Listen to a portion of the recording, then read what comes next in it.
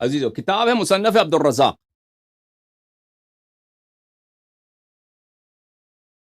یہاں جزء 11، یہاں پہ ملاحظہ فرمائی صفحہ نمبر 336 میں حدیث نمبر 20702، یہاں پہ عبد الرزاق معمر سے روایت کرتے ہیں کہ پھر معمر کہتے ہیں کہ بعض اہل مدینہ نے مجھے لیے بھی حدیث کیا ہے. اب اس کی سند کا صحت بھی آپ کے لیے ثابت کر دیں گے کہ ابو بکر نے یہ خطبہ بیان کیا. اس خطبے میں اس نے یہ کہا کہ معاف کیجیے گا، خطبے میں یہ کہا کہ معاف کیجیے، یہ حدیث ہے 20701. معمر نے روایت کیا ہے کسی شخص سے، اس شخص نے حسن بصری سے روایت کی ہے. اب سند آ جائے گا انشاءاللہ تبارک و تعالی آپ کی خدمت میں. آپ کہتے ہیں کہ یہ سند مجھول ہے، کوئی بات نہیں، دوسرا صحیح اسانید کے ساتھ بھی آپ کو دکھائیں گے. اس نے کہا کہ ان علی شیطان یعترین، آپ لوگ سمجھتے ہیں کہ میں رسول پاک صلی اللہ علیہ وسلم کے سنت پہ عمل کروں. فتظنونی انی اعمل فیکم سنت رسول اللہ صلی اللہ علیہ وسلم، آپ لوگ یہ سمجھتے ہیں، یہ امید رکھتے ہیں کہ میں خلیفہ ہوں، میں رسول پاک صلی اللہ علیہ وسلم کے سنت پہ عمل کروں گا؟ کبھی نہیں. اذن لا اقوم لها، میں ابھی سے جان لو کہ میں اس کام سے عاجز ہوں، میں رسول پاک صلی اللہ علیہ وسلم کی سنت پر عمل نہیں کر سکتا. تو جانشین کیوں بنے؟ جانشین کیوں بنے ہو بھائی؟ تو خلیفہ کس کو بولتے ہیں؟ جانشین کو بولتے ہیں. ایک سرجن ہے کسی ہاسپٹل میں کام کر رہا ہے، وہ دنیا سے چلا جاتا ہے، استعفیٰ کر جاتا ہے، تو اس کی جگہ کس کو آنا چاہیے کہ اسی طرح سرجری کر سکے؟ کوئی میتھ کا پروفیسر ہے، وہ یونیورسٹی سے کیا کرتا ہے؟ استعفیٰ دے دیتا ہے، اس کی جگہ آپ چپراسی کو لے کے آئیں اور اس سے کہنے کہ پڑھائیے بھائی، میتھ پڑھائیے، وہ کہیں گے میں نہیں پڑھا سکتا. ٹھیک ہے، میں اس طرح نہیں کر سکتا. تو خلیفہ کس کو بولتے ہیں؟ خلیفہ وہی اسی کو بولتے ہیں کہ جانشین میں اور جانے والے میں دونوں میں ایک ہی صفات ہوں، تاکہ وہ اس کی ڈیوٹی اچھی طرح سے انجام لا سکے. تو ابو بکر نے شروع سے کہا میں تو نہیں کر سکتا.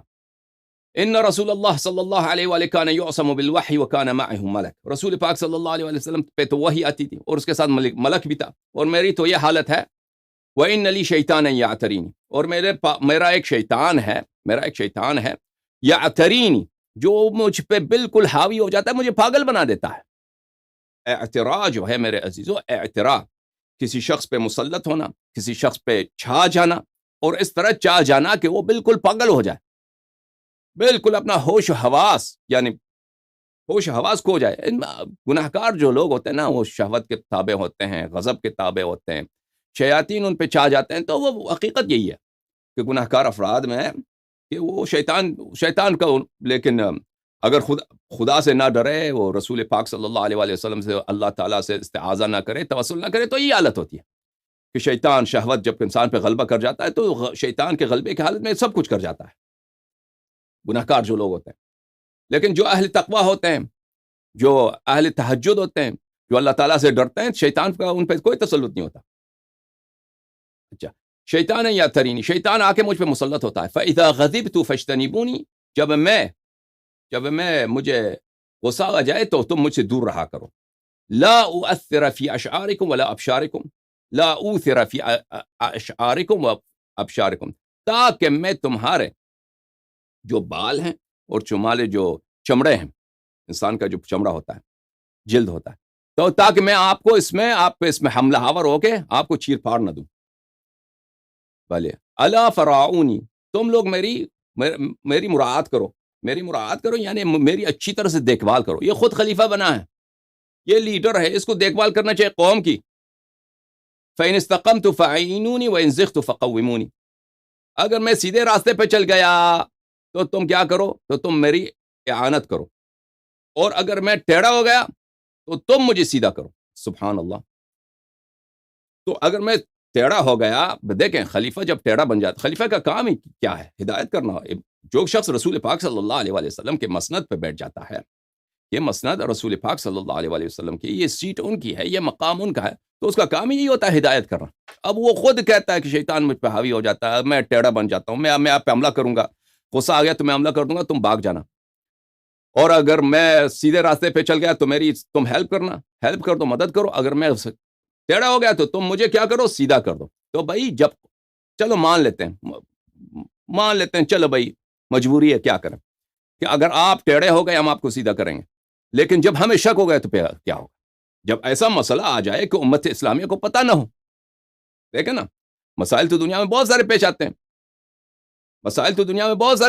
ہیں، کہ ایسا مسئلہ پیش آ جائے کہ آپ ہمیں شک ہو کہ آپ ٹیڑھے ہو گئے اور آپ اعتراف بھی نہ کریں کہ ٹیڑھے ہو گئے، ادھر سے ہمیں یقین بھی نہ ہو کہ آپ سیدھے ہیں، تو پھر کیا کریں؟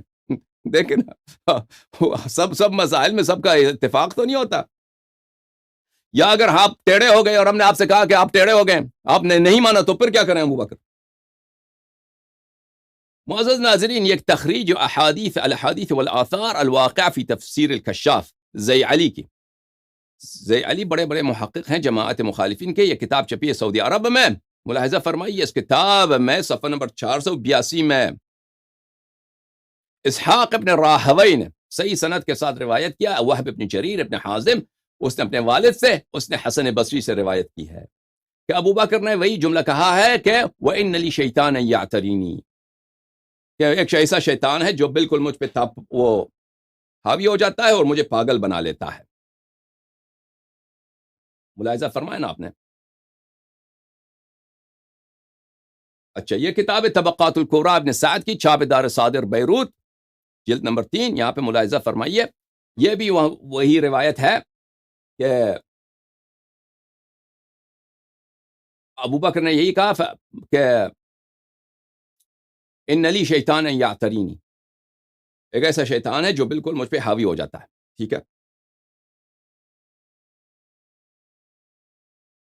اب عزیزو سند دیکھیے، طبقات الکبریٰ اور زئی علی کی جو کتاب تھی اس میں سند کیا تھا میرے عزیزو؟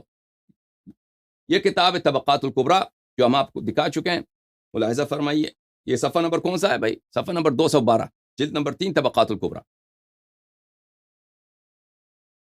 سند یہ ہے، اخبرنا وہب بن جریر، وہب بن جریر کس سے روایت کرتے ہیں؟ اپنے والد سے۔ اخبرنا ابی، میرے والد نے مجھے کہا، اس کو کس نے کہا؟ حسن نے، حسن بصری نے اس کو روایت کی۔ ٹھیک ہے نا، یہ سند کی کیا حالت ہے میرے عزیزو؟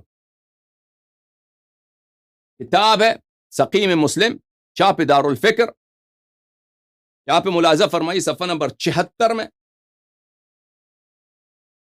صفحہ نمبر 76، حدیث نمبر 113، حدثنا محمد ابن ابی بکر المقدمی۔ اچھا، کیونکہ ابن سعد بصری مسلم سے پہلے گزرے ہیں تو وہ بغیر واسطے کے وہب ابن جریر سے روایت کرتے ہیں، لیکن مسلم ایک واسطے کے ساتھ روایت کرتا ہے۔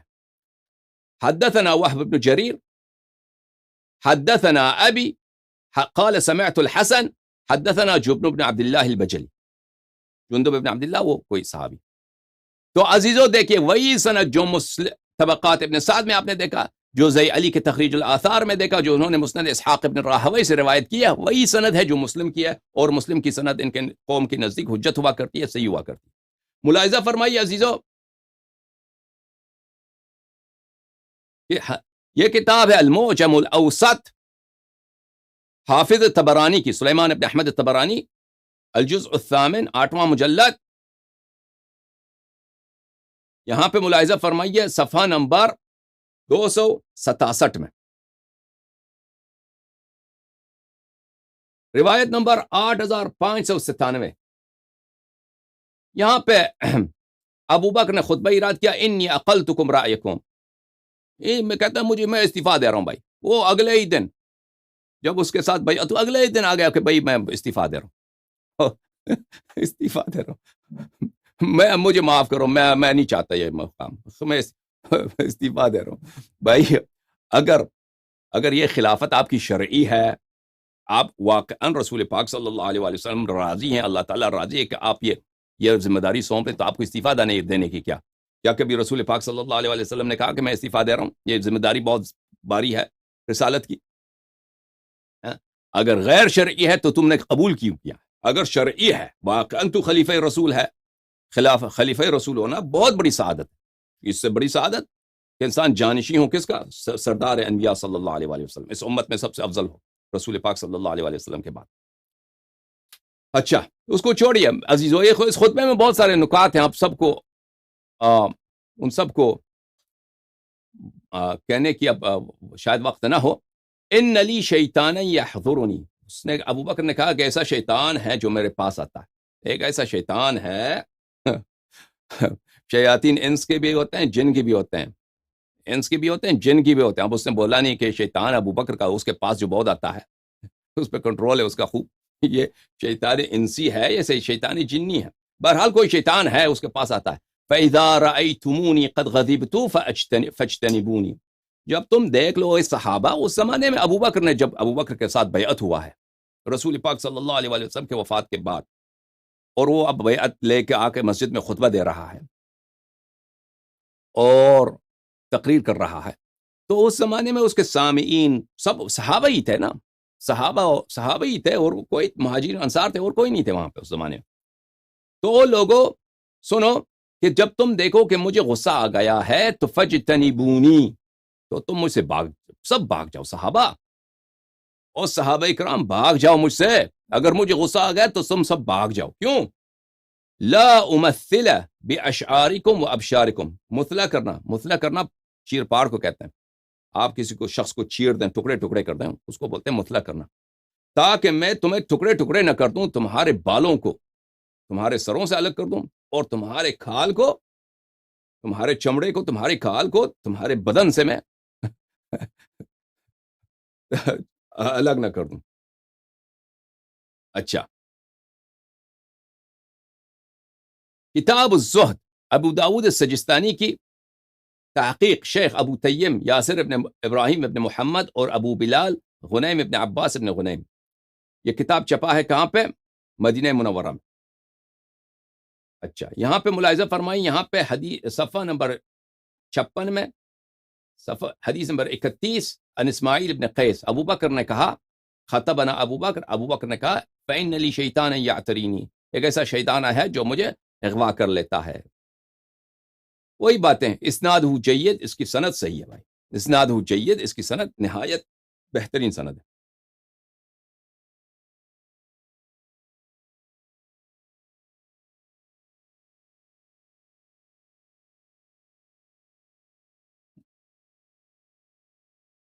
اور دوسری کتب میں تاریخ مدینہ دمشق وغیرہ میں یہ جو خطبہ ہے ابو بکر کا کئی طرق سے روایت ہوئی ہے. ہم وقت بچانے کے لیے اس کو آپ کو نہیں دکھاتے. ملاحظہ فرمائی تاریخ طبری میں، تاریخ طبری جزء ثالث، چاپ دار المعارف مصر، یہاں پر ذکر امر ابی بکر فی اول خلافت، ابو بکر کی کہانی اس کے خلافت کے شروع میں، صفحہ 223 میں. یہاں پر یہی ہے کہ ابو بکر نے خطبہ بیان کیا اور کہا کہ الا وان لی شیطان یعترینی فاذا اتانی فاجتنبونی، میں تو ایک بہت ہی بیچارہ آدمی ہوں، شیطان ہے جو اس کا مجھ پہ بڑا تسلط ہے، وہ جب شیطان آتا ہے تو میں بالکل بے بس ہو جاتا ہوں. اس کا اپنا اعتراف ہے بھائی. اور سند بھی ہم نے دکھایا آپ کو، سند وہ صحیح مسلم کی سند ہے، اور کتاب الزہد میں اس کی سند صحیح سند کے ساتھ اس نے روایت کی ہے اسماعیل ابن قیس سے، وہ ثابت کر چکے ہیں. اچھا، ملاحظہ فرمائیے اس کا ترجمہ اردو تاریخ طبری میں کس طرح ہے، تاکہ آپ نہ کہیں کہ بھائی شیعہ مولوی غلط کر رہا ہے، غلط ترجمہ کر رہا ہے. تاریخ طبری ترجمہ سید محمد ابراہیم ایم اے ندوی اور سید رشید احمد رشد ایم اے. یہ کتاب چھپا ہے نفیس اکیڈمی، اردو بازار کراچی میں، ٹھیک ہے نا. یہاں پہ صفحہ نمبر 36 میں،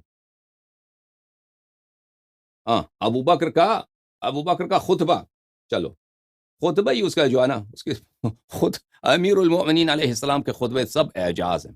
نہج البلاغہ میں، دوسری کتب میں اعجاز، جس طرح قرآن پاک کی صورتیں اعجاز ہیں، کوئی اس جیسا نہیں لا سکتا. اسی طرح امیر المؤمنین سلام اللہ علیہ کے جو خطبے ہیں، فصاحت میں، بلاغت میں، حکمت میں، اعجاز، انسان حیران رہ جاتا ہے کہ اتنی فصاحت، اتنی بلاغت، اتنی بے پناہ حکمت، اللہ اللہ، انسان یعنی بالکل عقل کھو جاتا ہے عظمت کے سامنے.